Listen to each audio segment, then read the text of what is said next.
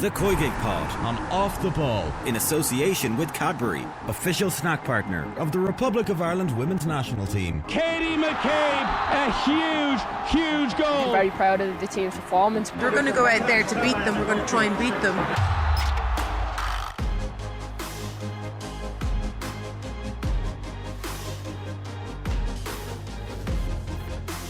Hello and welcome to the latest episode of the COYGIG podcast. I am Kathleen McNamee and I am joined as ever by Captain Karen Duggan to look back on the international window, which we are coming to the end of, I would say, not as unscathed as we expected. It actually isn't all too bad, all things considered. As we were both at the England game last night, it looked like after the first 20 minutes it was going to be an absolute massacre of an evening, but we were very lucky. We came back into it in the second half. We changed up formation. We got some new bodies on the pitch and it really, really helped. And we were going into the next international window just 3 goals in the deficit, which is definitely not the worst takeaway considering the build-up that we had to these. Karen, I know we haven't had a lot of time to think on this or sleep on this. I don't know about you. Every time after a game, it takes me hours to get asleep, and then we're up at 7 o'clock recording, and I'm like, those 2 hours really helped me analyze last night's game. Yeah, well, I actually went out after the game because it was one of those days where everyone wanted to go to the match. Everyone was out. There was a party atmosphere. It was England at home in the Aviva. It was an occasion. You know, it really, really was an occasion. And yeah, like you said, it could have been a massacre, all things considered, considering the way the game started, considering there was a potential for a third goal with the penalty, which I think really would have stuck the knife in that first half. But like you say, we come out of this international window not licking our wounds too much, you know. Before the first 2 games, if you said you'd be 3 goals in the deficit, I would have said, yeah, I know we're supposed to say, look, we could go, we can nick a point, we can do this. But when you looked at the quality last night, like I was so struck by the difference in levels, you know, when you're pitch side and you're seeing how good their one touch is, how good their movement is, how, especially the France game, how much more athletic they are, you know, in terms of like power, pace, to have, you know, withheld such discipline throughout those 2 games to only concede 3 goals. It is a testament to us. We know it's something we can do. We know we can be better in possession, all this, but there is many, many levels we have to climb to before we're considered among the teams that we're playing against now. And to have held our own to that level, I think is a credit to us. It's interesting last night, especially in the first half, maybe less so in the second half, but I really noticed the difference in quality between how the French played and how the English played, just like the pure speed that England had on the ball. And as you say, that one-touch play and the passing, the channels that they were finding for each other was on a different plane, I thought, to what the French did against us. And that was the thing that really worried me, having up front and conceding twice against England. That's why I thought we were going to go on and concede a lot more, and full credit to the team. While it'd be nice to be able to do it over maybe more than just the second half, they were able to pull themselves together a little bit more. In terms of how we started and where we ended up, for you, what were the main differences in the team? I know there was Megan Campbell coming on, obviously made a huge difference in allowing Katie a little bit more space to roam. It gave us additional attack. Megan Connolly as well in midfield was quite dogged when it came to chasing down some of England's better midfielders. But what's the thing that makes us in the first half perform that we have over the last 2 games, and then the second half actually put it to these teams that we know are miles ahead of where we are currently? Yeah, well, I would even say the first half of the England game, we were better than we were in the first half of the French game in terms of bravery in how we stepped in to try and like put pressure on them. I thought the first 10 minutes, you know, were really, really good, really got the crowd on side. But it's very hard to get yourself to the level that England are playing at, because very few players on the pitch are used to playing at that level.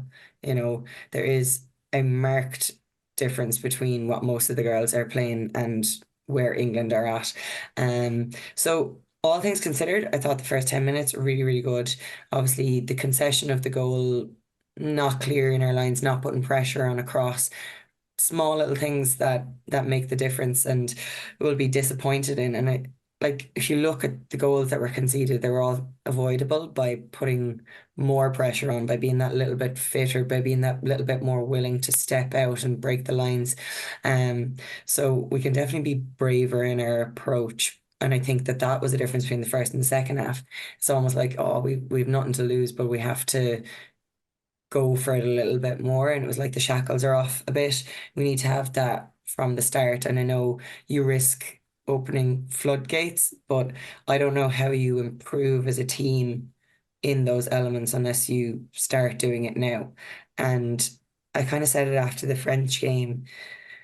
Like, people will say honor in defeat with 1-0, but is it not better to lose 2 or 3-0 playing a style of play which has an identity, which has the way that you want to grow elements of that?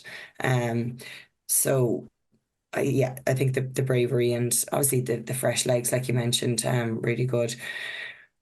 I was surprised Megan Campbell didn't start after the first game, given the impact she had, and not only in terms of attacking threat, I think just the relief that having her throw, getting you out of your own half from those early doors where you are pinned back by a better side, I think it would have been very, very helpful for us to just give some respite to the midfield from all the running they've had to do over, and Carusa, a very forlorn figure up front. But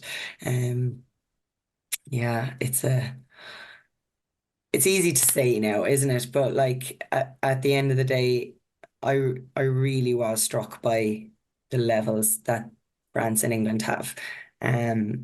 It's not, I don't think you fully get an appreciation for it till you're faced with it, and your team aren't playing particularly badly, but they can't get nowhere near, the opposition. Yeah, I think it was very typical of all the players that we talked to last night. Caruso was the most positive in the way that she always is whenever you chat to her, but also extremely frustrated in, I suppose, just the lack of ball she was getting. It was the type of ball for me. It was the long lumped ball, and they were for her to chase, which is not Carusa's strong point. We know she's very good at holding the play up and that. So again, perhaps in the second game, if you knew that was the way Ireland were going to relieve some of the pressure that they were under, if it was going to be a long ball game, would you have been better at looking at a Leanne Kiernan or a Heather Payne up top, who will run the channels and maybe win you a throw in up higher? But it's easy to say that as well, because if you're looking at your strongest starting 11, Carusa is in there. So that's a really hard one to balance up.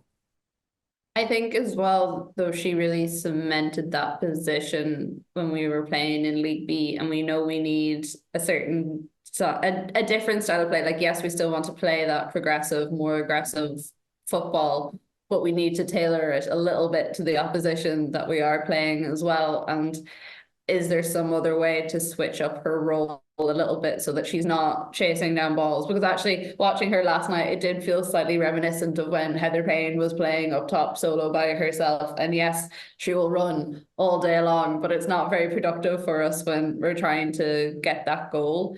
And I don't know what the solution is, because, as you say, Carusa is one of our stronger players, and you do want to have her in that team in general. But maybe it's developing a better partnership with someone up there, or improve if we can get Megan Campbell into the squad a little bit more consistently. I assume she didn't start last night because of the minutes that she's played, and they thought it's better to have her attacking threat coming on, especially with the way the team tends to peak in the second half. It was better to have it then, but as you say, it's all kind of guessing games. If she had started, would we have maybe started a little bit more strongly last night? Yeah, look, it's really, really hard to know. And if she had started, would you have maybe played Heather Payne right wing back, where her pace would have been able to manage Hemp a little bit better than Mannion, but then you also wanted Katie in that left wing back position. So um it's yeah, it's all very much hindsight, what if, this, that, and the other, but we could analyze it to death at the end of the day. France, England, far superior, way farther along in their development, very evident now, but only -3 in terms of the deficit. And like, we spoke to Louise Quinn after the game yesterday, like absolutely physically and emotionally exhausted. The girls gave it their all for both games. And yeah, first half in France, elements of the first half in England completely overrun. But the fact that they stuck to it till the end, you don't want to be like, oh, didn't the girls do great, like in defeat, and we want to get away from that. But well, we can't get away from that for, it could be 5, 10 years, maybe even more. And it comes from when England started to develop their grassroots, when they started to develop their league, all of this stuff. Like, we had a lot of English born players on the team. We are benefiting from the development that they've done, and will continue to do that until we, start to sow more seeds. And that will happen based on what the girls are doing now, like 30 something thousand people, really good performances. It's going to keep growing the game in this country, but yeah, we're not there now. And that's just the reality of it. No, we're not. And I'm actually quite impressed. We have talked so much in the run into these games how they were going to go, and I'm pretty sure you could chart my feelings for both games went the exact same way, where I went in with a vague optimism, kind of for the first. Got a dose of reality. Yeah, so the first like 10-15 minutes, kind of like, oh, yeah, maybe we'll be okay. Dose of reality, absolutely devastated. Yeah, we're going to get absolutely hammered. And then we're actually not that bad. And that it was the exact same for the two games, how it went. And especially with how the French game ended, I think that's why I went into the England game with a little bit more renewed optimism. I was like, okay, I actually have something to back it up now. But then you do know the opposition that you're against is difficult. Interesting result last night as well with the France-Sweden game. France, it was a 1-0 win for them. So Sweden proven a sticky one for both teams. And I know we have talked about it before, as they're the team that we feel like we can maybe get a result off just because we do have a history with them.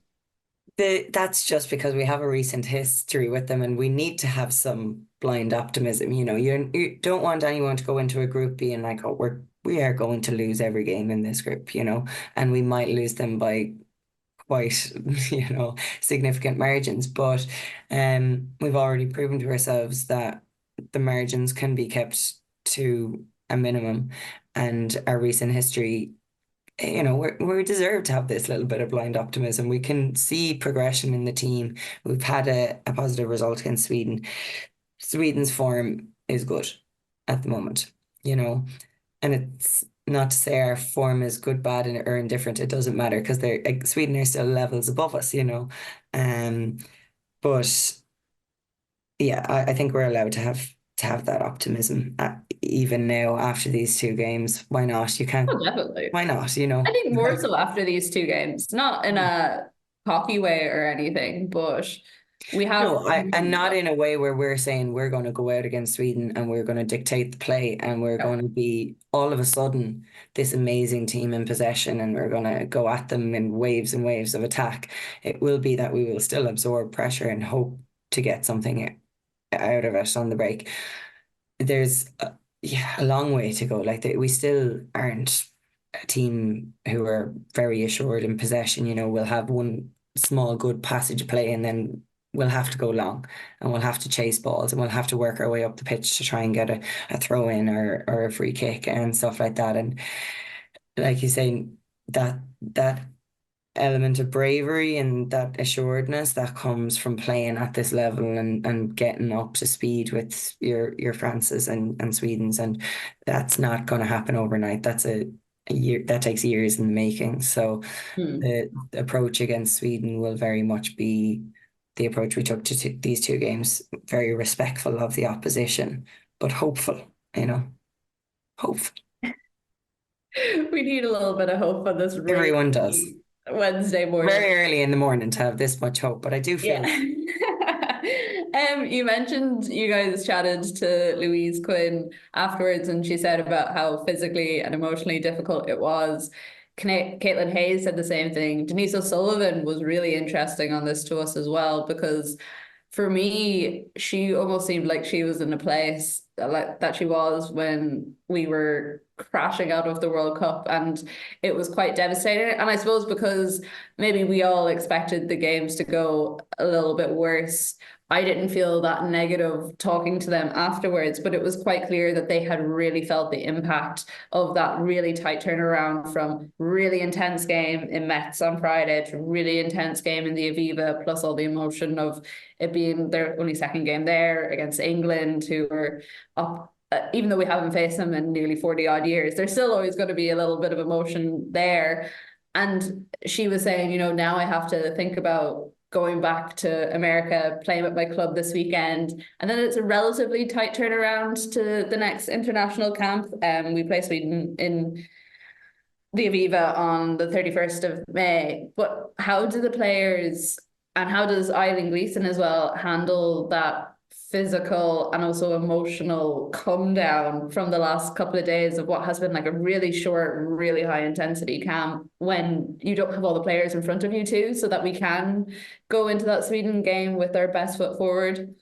Yeah, look, and to be honest, that's the joy of international football. It's really not up to Eileen now. It's up to the players themselves to be able to manage this and use this as a springboard for their own careers and for going back to clubs, so to make sure that they're in the best possible shape they can be when they do come back for that game in May.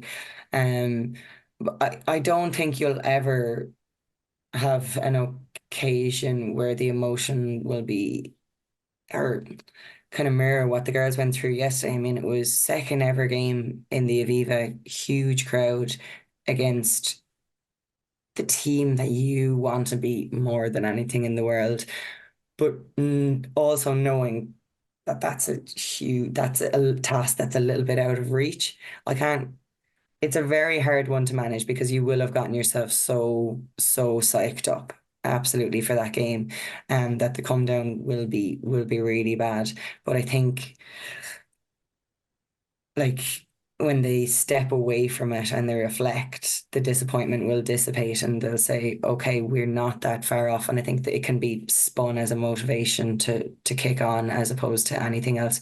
I really don't have a massively dejected feeling coming out of these two games. And I think when the dust settles, the girls will feel the same. Yeah, I don't think anyone I've talked to anyways, last night at the Aviva or this morning, has actually been quite optimistic after those two games, which I think is important, and I totally get from the player side of thing, of course. It's that dose of realism that we spoke about. It's that you go into it and you're optimistic, and then you actually see how good they are. Like, you see the subs that like France were able to bring on. You see the subs that England were. Yeah, when England did the double substitution of Fran Kirby and Beth Mead, I was like, this is fine.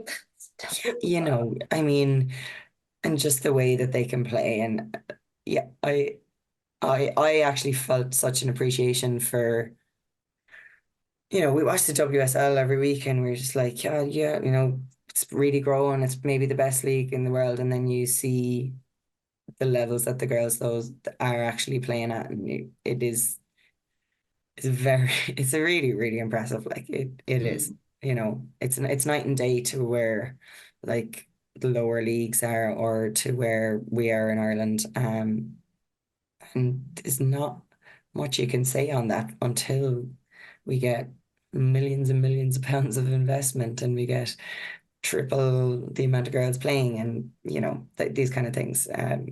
Or we discover a star striker like Lauren James, which someone's just taken a little bit of her DNA last night, and we're going to grow in a lab somewhere. This is it. Like, she always looks like she's in third gear, yet no one can lay a finger on her. It's, yeah, just It is what it is. I love watching her play. She's so different to like a Lucy Bronze or a Kira Walsh or even Chloe Kelly, Lauren Hemp. That sort of I don't want to say it's like a lazy style of play because it's not that, but she has this like calmness on the ball where you don't expect her to do something and then just out of nowhere Yeah. she pulls this amazing skill and she's past like three defenders and taken an absolutely insane shot and you're like, where did that come out of? That was incredible. Yeah, her brain works different and she has that kind of rare confidence that she can do whatever she wants on the ball. And as a defender, that's the scariest thing in the world. Like you really don't know what she's going to do next, left foot, right foot, whether she's going to really try or whether she's going to leave a boot in on you and get herself booked. She is capable of doing any of those things. And you talk about how Eileen will manage certain things. I don't know how you manage Lauren James because you don't want to take anything away from her game, but you do. You want her to be 100% all the time and stop getting yellow cards and stop getting red cards and all that stuff. But you can't take away from kind of the genius that she possesses as well. So it's a bit like the Katie McCabe conundrum, and that's so much part of her game, no matter how essential she is to the team. And it's just something you either need to accept, because I don't know if it's something you're ever going to necessarily take out of the game. Yeah. No, and I wouldn't take it out of Katie's game as well, so.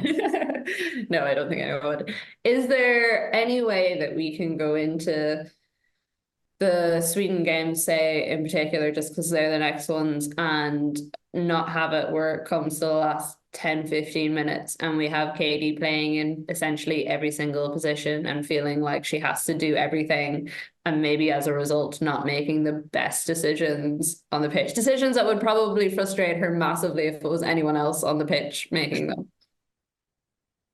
Well, it's not, it has to come from not conceding in the first 10-20 minutes and keeping a foothold in the game for much longer, to the point where it's not a last ditch attempt at attacking, where we can still make a concerted effort to stay in the game and use all the things you learn on the training field that do go out the window when you've had to do doggies or you've had to chase a game in a way that you hadn't planned. Like the game plan was not to concede in the first 10 minutes in these two games. Didn't work out like that. And then the game plan didn't go out the window because we stayed in it, but at some point you have to show a bit more ambition, and we had to show it in a way after being run ragged a little bit, and then the cohesion and the teamwork goes out the window a little bit, and Katie feels responsibility that she has to do a lot herself. So it's going to be, I'd love to see us get into the second half at 0-0 and then seeing, can we still grow into the game? That's, I think, the first point that they need to address.